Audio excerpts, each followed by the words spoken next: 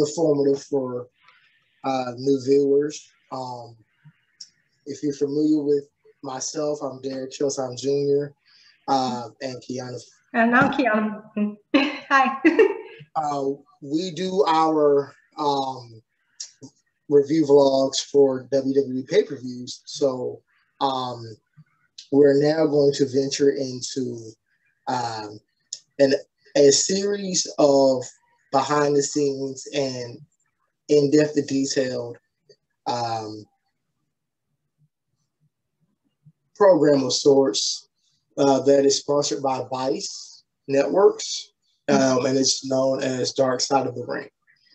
This is their third season, and what a way to start the third season with a two-part episode with the life and times of one loose cannon flying Brian Pillman. Yes, well, like you said, a perfect way to start the season, especially for me because Brian was one of my personal favorites, and I've always wanted to learn more about Brian and like pretty much the man behind the persona in the ring. And one of the biggest things that I caught was it was like a life imitates art sort of scenario, because he was one of the first wrestlers to really challenge the kayfabe notion in the business. But it's not like he completely broke the fourth wall. He kept in character, but it got to the point where the lines were blurred and you didn't really know what was going on. Was he in character? Was he not? So that's what really got me into Brian Pillman. And I think through watching Dark Side of the Ring, I learned a lot more about Brian and how his personal life, his very tumultuous personal life influences in ring work. And like I said earlier, it was kind of like the lines became really blurred, if that makes sense. He actually, and he came in at a time when the new generation era was just about to come in. He came in mid-80s, 1987. So that is roughly 3 years before the whole genre took place. He actually was one of the few guys that I did not know followed the footsteps of football player, then joined wrestling afterwards. Mm-hmm. Yeah. He did 3 stints of professional football, one with the Cincinnati Bengals, one with the Buffalo Bills, and one with the Canadian Football League, Canadian Stampeders. So he had the body for it. So it made a lot of sense for him to jump into wrestling after an injury, career-threatening injury, and and his health issues, like what you just said, his health issues, like that he suffered throughout his life, like going through the numerous amounts of surgeries, and he was a toddler, and then what you said earlier, like the football surgeries, like one really tries to like put that into logic. It's like, how did this man like get through all that? Well, what I could say, if there's anybody that understands the medical issues with Brian Pillman, it would be me. Perfect. It would be me. I've had countless operations with my neck, with my spine, with my brain, and now we're going to lower extremities. So for me, this was pretty much my story in a way on a more famous scale. So he did also father a lot of children. 8 to be exact. And I not to quote the Temptations, but Papa was a Rolling Stone. Let's just call a spade a spade. But what I will say is he did his best for his kids, and he loved every last one of them. I think a lot of people if they looked at his personal life, what faults probably not having a father is what it sounds like. Mm. To teach him loyalty to at least one female. But in the 80s, with the Miami Vice rock star lifestyle, you know, it was live fast and die hard. Yeah, he really lived that rock star lifestyle. And that was like the common theme throughout the episodes. Like he wanted to live fast, live fast. I mean, it was himself that got it going. And then, of course, WWE, you had your rockers of Marty and Shawn, and my oh my. I could only imagine if those three guys got together for a party, what would have happened? Young Shawn, young Brian, young Marty. No, Lord have mercy. That would have been something. But his story with I put down some key points that they also did in the vlog, well, in the show. So as we you took a lighter notes. Yeah, he former football player, again played in Canada. He actually was a part of two well-known and very prominent factions. A lot of people don't know it, probably because they kind of the Heart Foundation. He was in the Heart Foundation. Yes, he was in the Heart Foundation. The incarnation of 1997. That unfortunately the only remaining member is now Bret Hitman Hart. Yeah. That incarnation of the Heart Foundation, it's all Owen Hart, Jim Anvil Neidhart, and British Bulldog. They got a huge heroes welcome for In Your House in 1997 Canadian Stampede. That was their coming out party with the Bret Hart heel turn, and every single Canadian wrestler got a huge pop. Every American wrestler, on the other hand, got booed. Got the stiff. And especially Stone Cold Steve Austin. Don't get me started. But that's crazy though, that parallel, because early on in Brian's career, he was in a team with Steve Austin. Yes, so just to see how both of them have evolved over time, that was really interesting to me. And they were actually, they had some success as a team. It wasn't like astronomical, but you can tell that. Well, no, and he worked, and I'm watching it now because I haven't got a chance. I'm just getting a chance to watch it, but I had it recorded on my DVR, but I'm watching it on YouTube with with no commercials. But their claim to fame again was working in WCW, working with Ricky Steamboat, Ric Flair, Shane Douglas. I mean, they had the early days. They even had Too Cold Scorpio, if I'm not mistaken, and Mortis Bagwell. Mm-hmm. So they had some work they put in, and so very heavy stars at that time. So they had a lot. Well, at that time, yeah. Ric Flair actually had just came back to WCW after doing about a year and a half in WWE, and after winning the WWE Championship twice, he left and came back. And it's true what was said about his career, not getting the start, the push that he needed, because during the time that he was there, you also had Jim Crockett, and you also had Jim Ross work there, and they could not, for whatever reason, keep a cohesive unit of promoters, and to just like the constant change of promoters. And that was also an episode where one promoter would think highly of Brian, put him in the main event. Like he was main event against Ric Flair at one point as a solo star.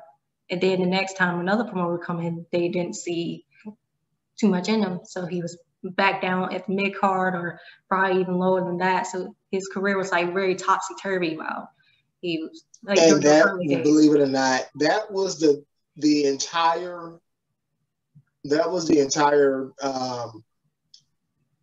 when you think of WCW from that time period up until 1996, mm-hmm.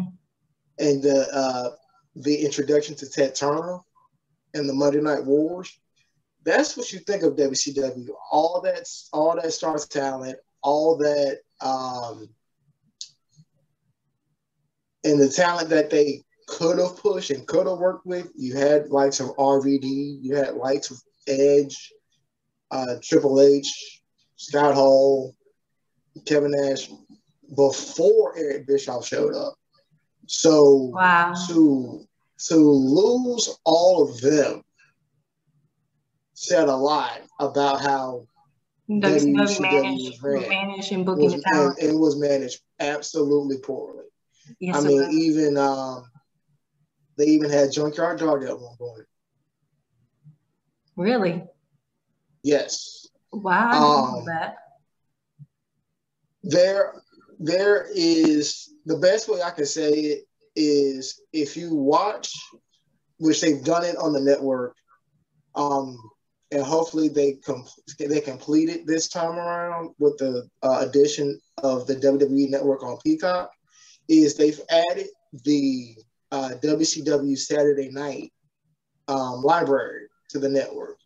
Mm-hmm. And its early days of 92 to 93 has all those superstars that I just mentioned. That's incredible. I'm gonna have to check that out. Yeah,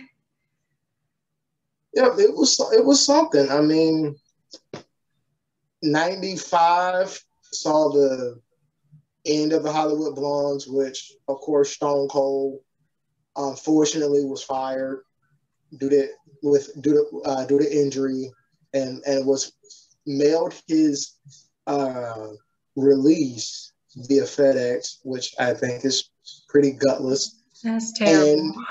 And he, of course, he ended up going to ECW for one hot shot year, as did Cactus Jack, better known as Mankind, aka Mick Foley. He was also a part of WCW during the early 90s. So that's like the common theme.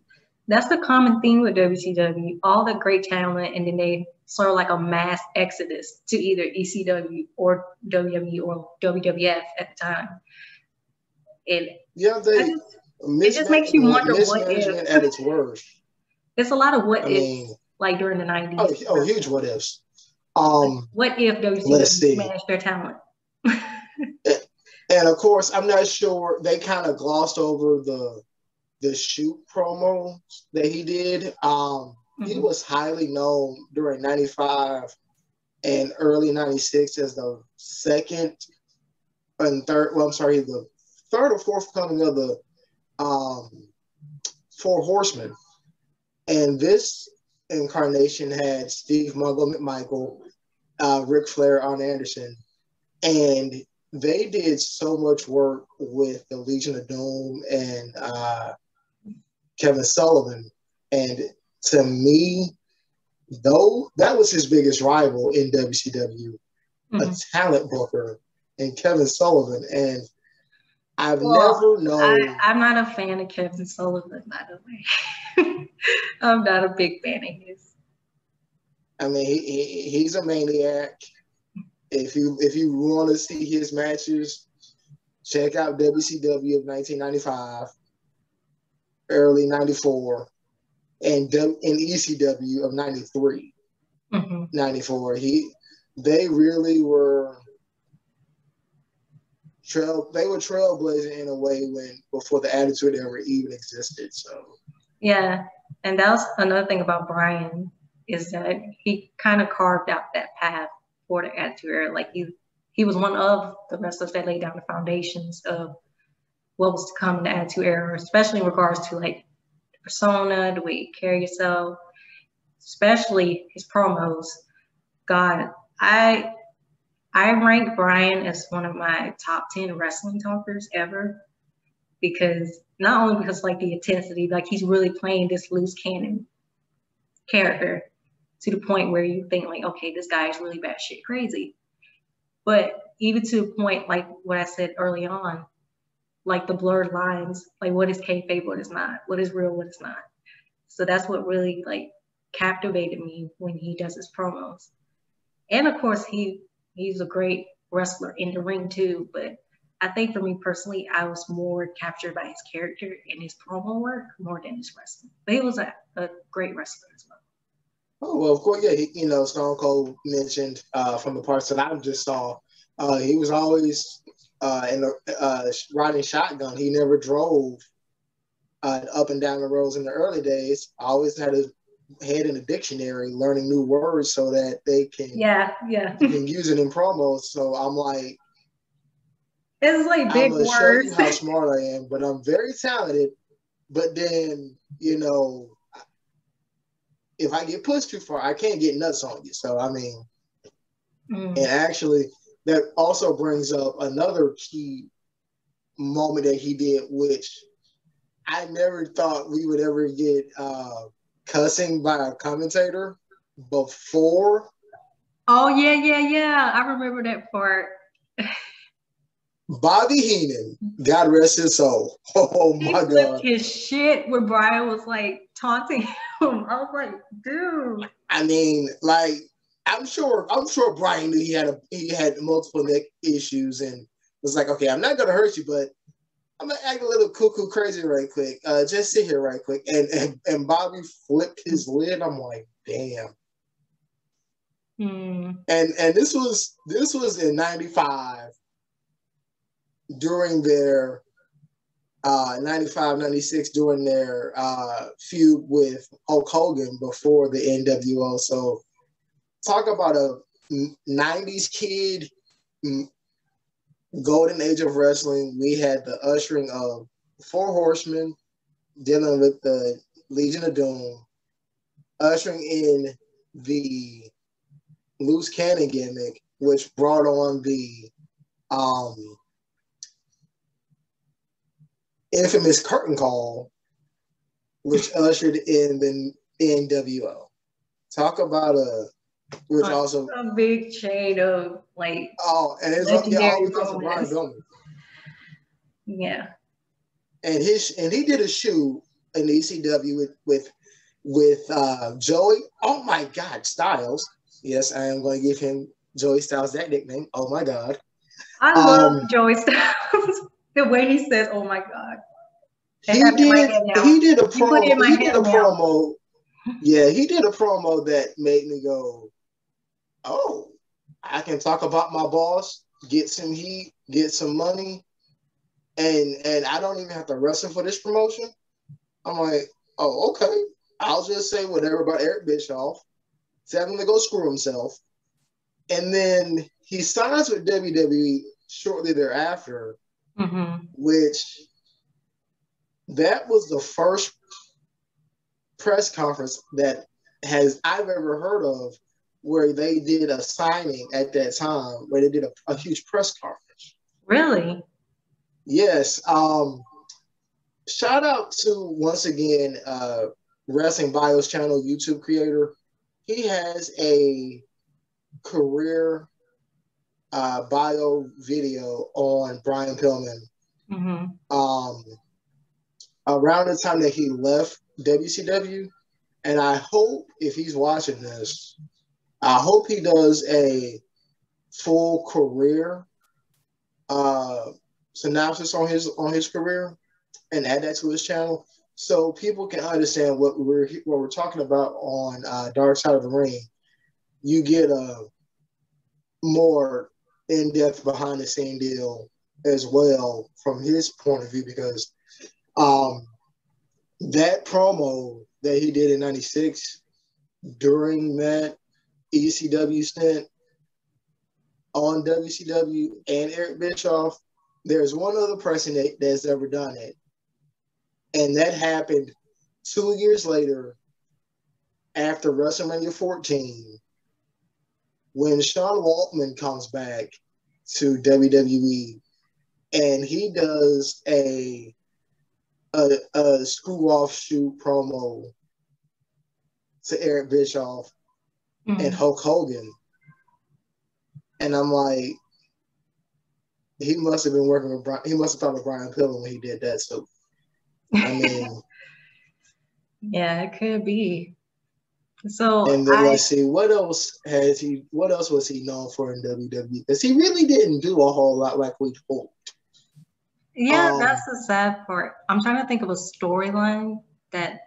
Well, there were a couple. Again, shout out to Wrestling Bios channel. He does this channel series of. I think there was like a storyline with Goldust. There were two storylines that he was known for. One being with Goldust. I can't think of. Yeah, one with Goldust where he ended up wrestling in a dress. Yeah. And I believe he won that match. I think he did. So he was affiliated with Terry. And yes, little Terry Reynolds was a she-devil. She was a she-devil before the Attitude Era. And she was a she-devil after the fact. But that's another story. She was a she-devil pretty much the whole time. She was never a good guy while she was in WWE, right? No, she wasn't. But I mean, where that storyline with Goldust, I believe the managerial services were put on the line of Molina.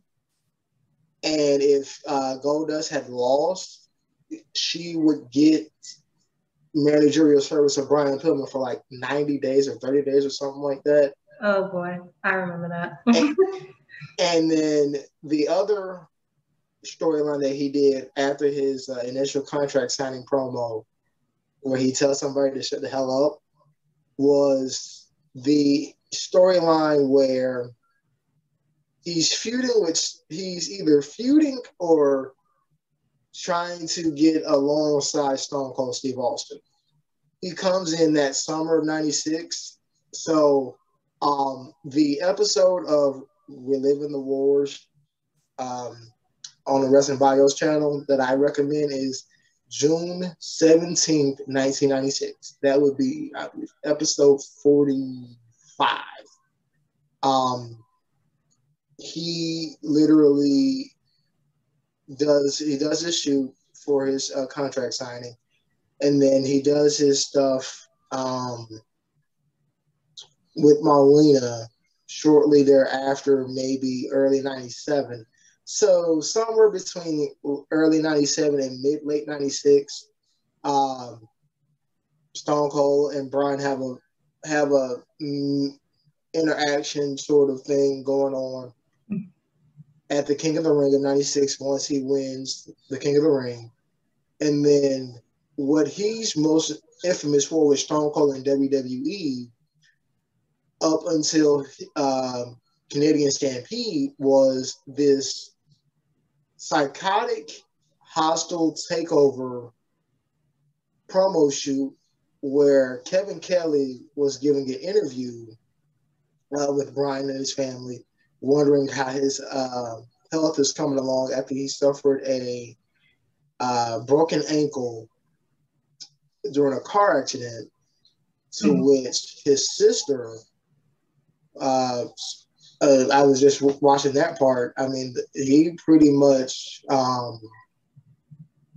was left for dead. He flipped over multiple times. And for those who are probably wondering how he looked and how he managed, per se, I could recommend thinking of recently Tiger Woods and how his recent car accident and how he's trying to make a comeback would tie that all together. So that promo back at that time with Stone Cold invading the house and Kevin Kelly doing an interview. His entire family was there, kids, wife Melanie. Stone Cold gets to the house and is like, I'm coming in and this and that. And I thought it was fake, but he had a loaded gun and he... Wait, so the gun was really loaded? I'm assuming it was a legit handgun. He had a legit handgun. I know, like, the gun was real, because I've seen the promo many times, but I've always wondered, was the gun loaded? And if it was with whatever bullets, you heard gunshots on screen, and then it fades to black. So it's like, did Brian Pillman really just kill Stone Cold Steve Austin? Now, if I were around that time, like watching it, I would. They never really went beyond that, because once that happened, they had to scrap that quick. Like, hold up, we can't be shooting people on TV. I'm like, well, I mean, it was like anything goes during the 90s. Yep, anything goes to get paid and to get recognition, because it was the rebel era, which everybody imitated and everybody lived fast with it. So it was something. I mean, I really would have loved to have seen more from Brian. Me too. And to die at a young age of 35. Most wrestlers we hear are 40s, early 50s. Early 50s. We were rarely getting 70s or 80s at this point. But at that time, I can't recall what In Your House it was, but it was in 97. And I'll never forget, I do recall watching on a network, WWE, the announcement that they did on live TV. And I'm like, thinking back of it now and hearing the reaction that a lot of people gave, the Dave Meltzers of the world and the Jim Cornettes and people like that. I know a lot of people are thinking that's very distasteful to announce a person's death on live TV. Yeah. But apparently they didn't learn their lesson until after the fact, 1999. We all know what happened with Owen Hart and that tragedy. So apparently for Vince, it was just, we have to let them know now. We can't let them know tomorrow or next week. So I know they said it was, I forget exactly what they said he passed from, but to me, I'm going to say he died of a broken heart. I think I read somewhere that he died of a heart attack. So that may be accurate. And if it was a heart attack, I'm sure it was because of drugs and his body being small and things of that sort. But I'm going to say he died of a broken heart for the simple fact he tried to live out his dreams as much as he could and try to break through to the glass ceiling and just was not given enough time to. And yeah. And then also his personal life as well. And like how extensively they covered it in the documentary. It's kind of like that parallel again of him wanting to provide for his family. And that's why he resulted in doing those kinds of things in the ring, like with the promos and breaking the fourth wall, doing those shoot promos, because he wanted to make money to provide for his family, because he had a big family, 8 children that he was raising. Yeah, I mean, multiple women, multiple wives. I mean, he took the death of one of his baby mothers, extremely hard. And I preface this comments carefully, seeing as how we just celebrated Mother's Day nationwide, and we have Father's Day coming up.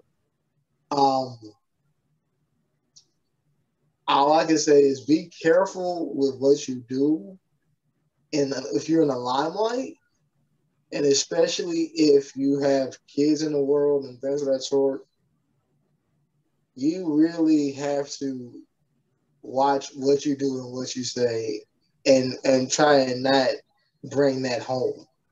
Absolutely. Because for that's good.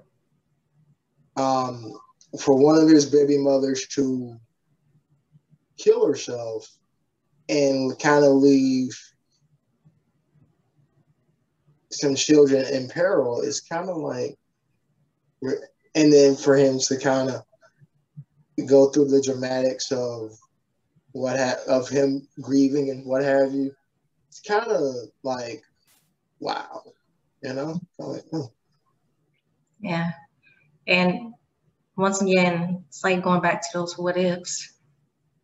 Because I think Brian Pillman is one of the biggest what ifs in like all of wrestling history, because there was just so much untapped potential.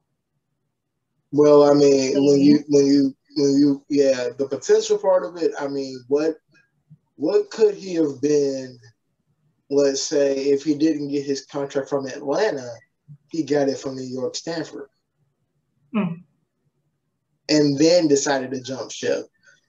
Could you imagine him, Scott Hall, Kevin Nash, and that be the infantry of the New World Order? No Hulk Hogan?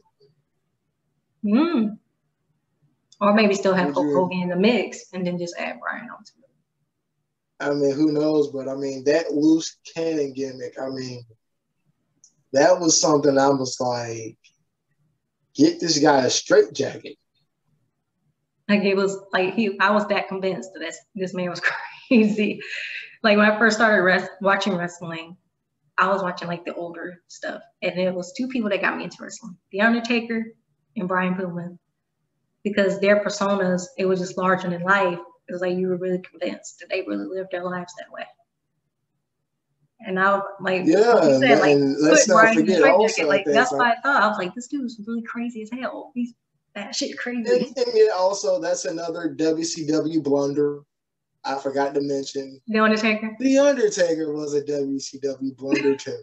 Just to put that in perspective at how much talent WCW had. They could have over the world with all that talent.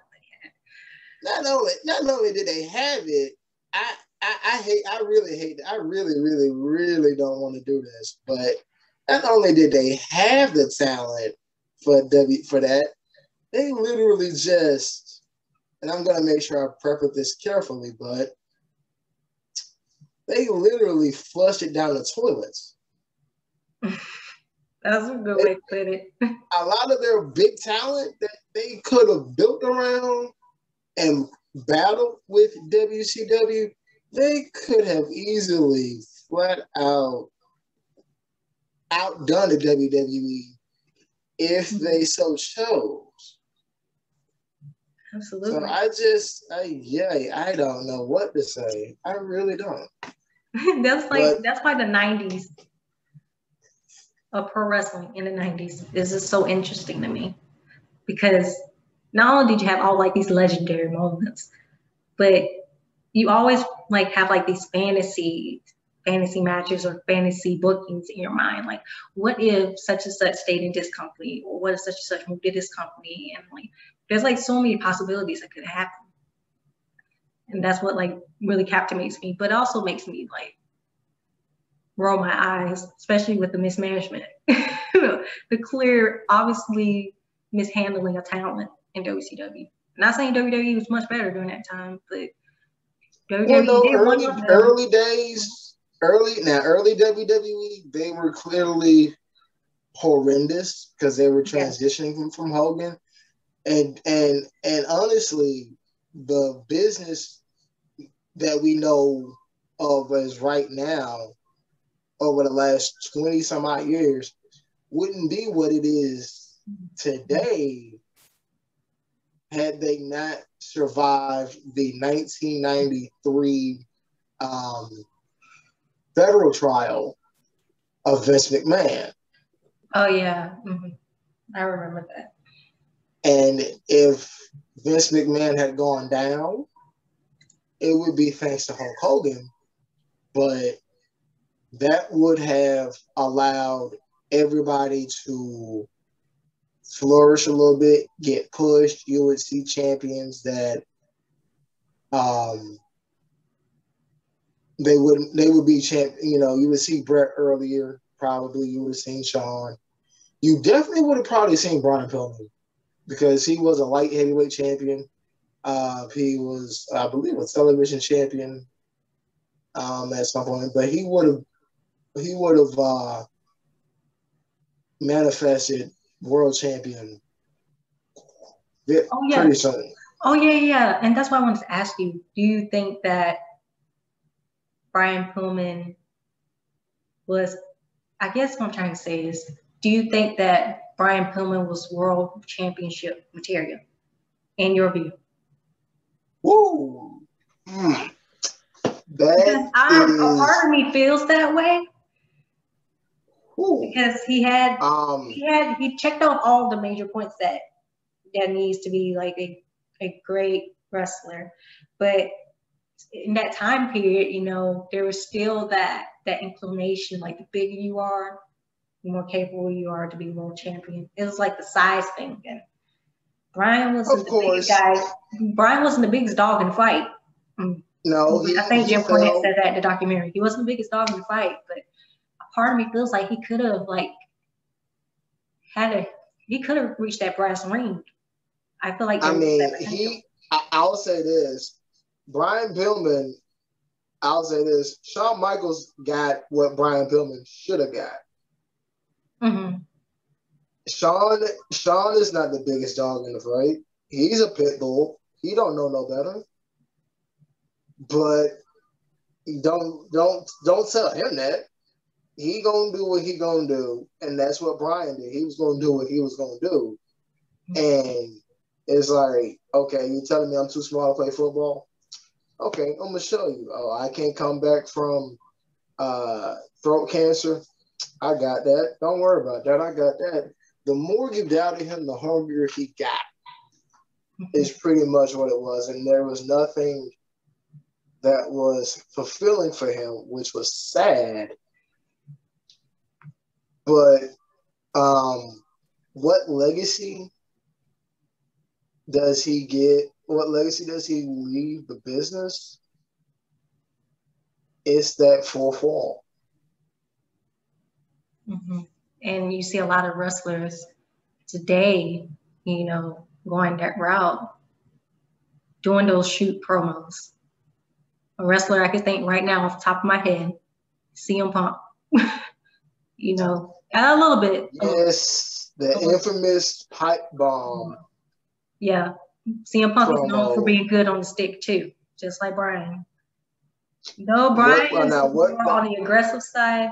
CM Punk's pipe bomb, you know, it was like frustration with the company. I don't know, but for whatever reason, CM Punk comes up the top of my head when I think about like breaking that fourth wall, or at least like approaching that fourth wall.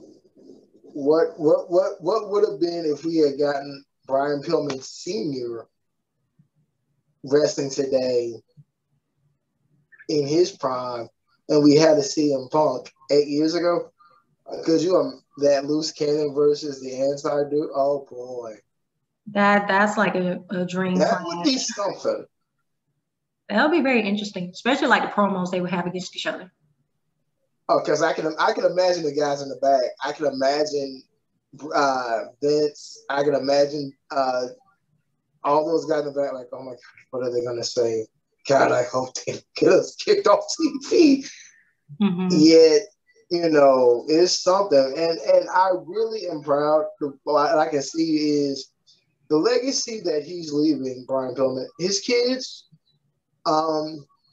they seem to be at.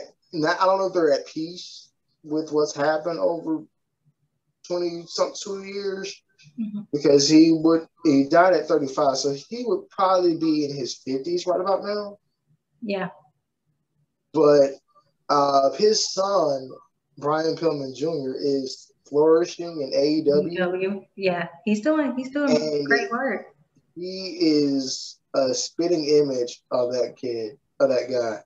When I first saw him, I was like, God, he looks just like Brian. It's just like last season on think last season, or Dark Side of the Ring, when they did a Chris Benoit episode, and you saw David Benoit split image. Oh my God. Yeah, and I just, it's, you know, we don't have that Canadian bloodline as much anymore. Mm-hmm. It was like I know we have a big deal in the 80s and 90s. Probably yeah, like I know we have Sami 70s. Zayn, I know we have Kevin Owens, but we don't have enough Canadians in the game right now. I mean, when you think of wrestling, you think of Canada. Absolutely, especially the Hart family, because they were like the They big were family the golden dynasty. standard. Yeah. Yeah, so it was a lot to unpack in that episode.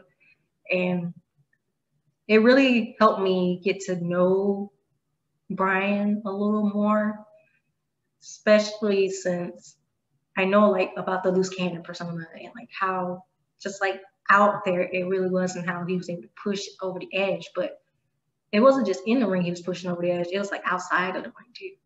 Like the guy was like, I mean, he felt like he had to be that 24/7. Yeah, and the only he had other to be in that mode, and it really consumed him. Like and the only other wrestlers that their personas consumed them, unfortunately, we get to speak on him later this season. And once again, if anybody has any misinformation or any information that you probably will knowingly get glossed over in the episode of Dark Side of the Ring, again, I recommend Wrestling Bios. This season we get to deal with 𝘗𝘪𝘥𝘦. Better known to fans as the Ultimate Warrior. So oh yes. He literally, now that one again, he was Brian Pillman before Brian Pillman came into the mix. Exactly.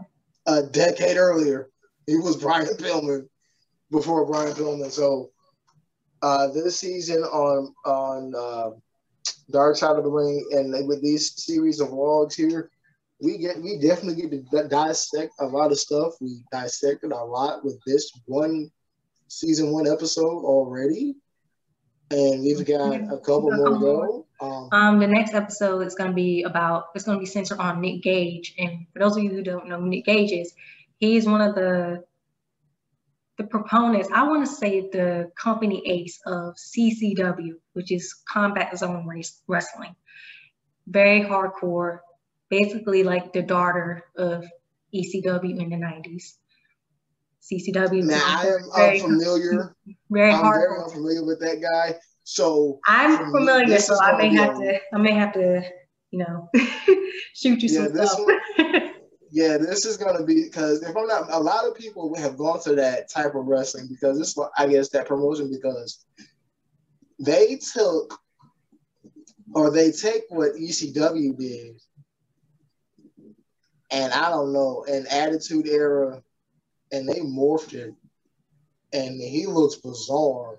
I'm like, that comes from the years of those painful matches, high octane matches, death matches, everything you name it. And some notable WWE superstars now, they wrestle in CCW.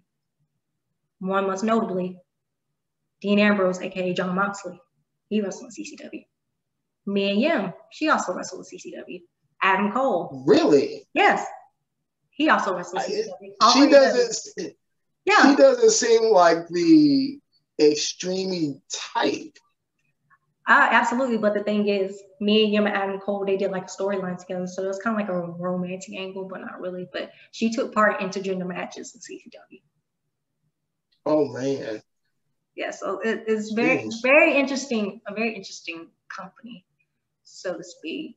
And Nick Gage is like the forerunner of that. So the history of CCW, a lot of it lies in Nick Gage, because from the company's opening, I think it's like my mind is not fooling me, don't quote me on this. I think it was like 1998 when the promotion first came about, all the way up to like 2011. This man was at every event, every show, wrestling matches, held all the titles, multiple times rather, and he was like the company's ace.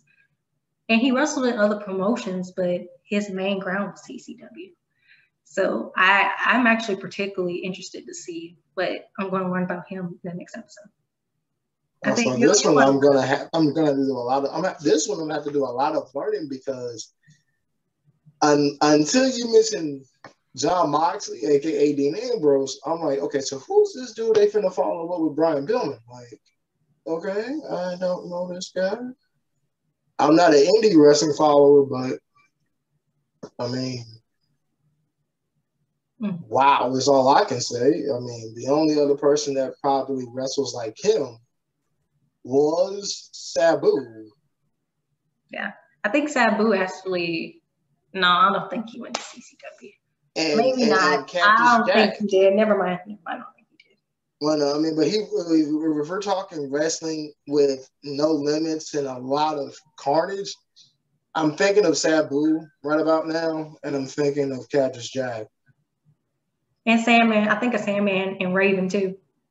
Two of my personal. Yeah, so this is ECW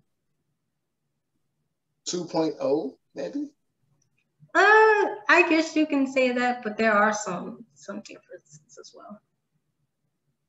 So, yeah. So I'll leave it to you to do some research. I feel like you'll learn a lot in the next episode. I'm gonna have to. I'm gonna have to for this one. I don't want to be. I don't want to be. I don't want to talk with like a chicken with my head cut off on this one. Lord. Oh, okay. Well, I think this covers everything for our first ever review. You know, I just think that I'm really excited for the remainder of the season, you know, with the Ultimate Warrior episode, and then, you know, when Nick Gage premiere actually this Thursday. You know, I'm just really excited to just learn more about the various personas, like outside of the ring, like behind the scenes, you know. Behind the scenes. And how it like translated towards the ring, or vice versa, like what you said about Ultimate Warrior being ultimately consumed with persona, and then it kind of interrupts with your daily life. So I'm really excited for the remainder of the season. So as we sign off on this vlogging episode, we will be back. This Sunday is WrestleMania Backlash, and well, got a lot of wrestling coming up. Yes, there is WrestleMania Backlash this Sunday. There is Impact Wrestling Under Siege this Saturday. So we got 2 pay-per-views along with a go-home show for Friday Night SmackDown with the return of Jimmy Uso. About freaking time. I'm so happy. Now let's get the SmackDown Tag Team titles on the line. Let's give it to their rightful owners. We need this. I'm like long overdue for Uso's Tag Team title reign. I feel like it's time for another one. Let's get it. I'm ready.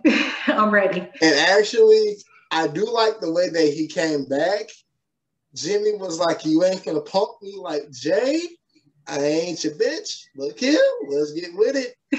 And Jimmy gonna be the backbone that's gonna end up waking up Jay. I see it now.